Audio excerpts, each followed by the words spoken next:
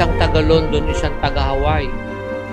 You decided to live together, di kaya mahirap yun.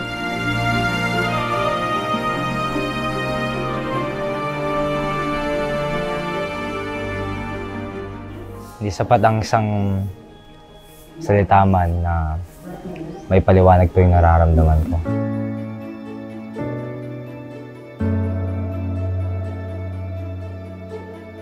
Yeah, I'm so happy. And I know Ian will look after you. Like how Dad look after us. And I know with God's help and mercy, He's a kind and loving man.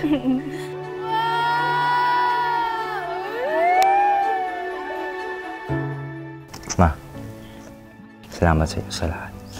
Sana... Iyak na ako. Oh my God. Oh. Kapakabait ka. Mahalin mo ang asawa mo. Meron tayong pananagutan bilang isa sa harap ng Diyos. Pasakop kayo sa isa't isa sa takot kay Kristo.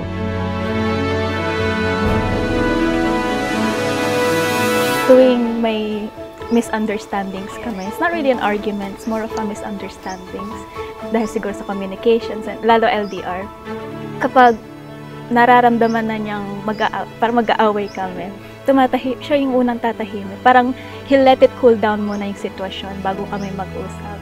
And I think that's what's keeping our relationship going with God's help then. Yeah, parang siya yung nagli-lead na nakukuha yung mga examples. Dapat may authority. Yeah. That's one of the good things I love about him. Salamat sa Diyos dahil dumating ka sa buhay ko. Ang pagpapasakop sa isa't isa sa ilalim ng pagsakop ni Kristo. Ang dapat magkaisa tayo sa pagsunod doon. Pareho kayong sakop ni Kristo. Ano pinagkakasunduan? Yung kautusan.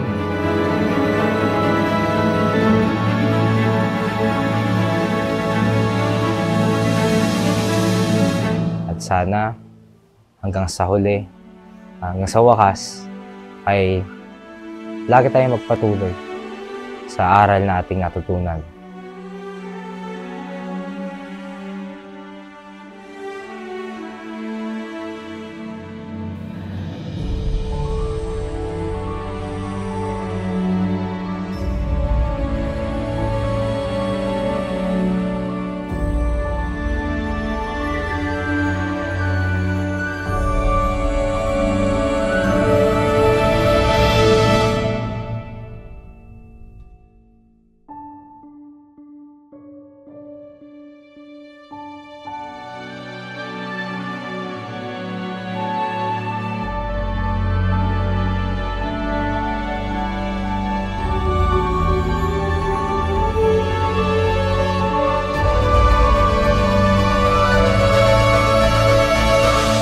Magkakasundo kayo sa pagsunod sa kautusan. Lalakad tayo kung paano tayong tinawag. Tinawag tayo na magbanal, magkaisa tayo na mag-asawa sa pagbabanal.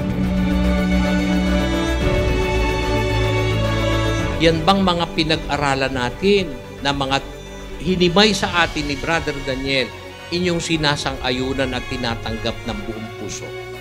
Opo. Opo. Kung inyong tinatanggap ng buong puso, tanggapin ninyo ang basbas na binanggit ni Kuya kanina at magsama kayo bilang mag-asawa sa buong pagtatapat sa Diyos at sa isa't isa mula ngayon.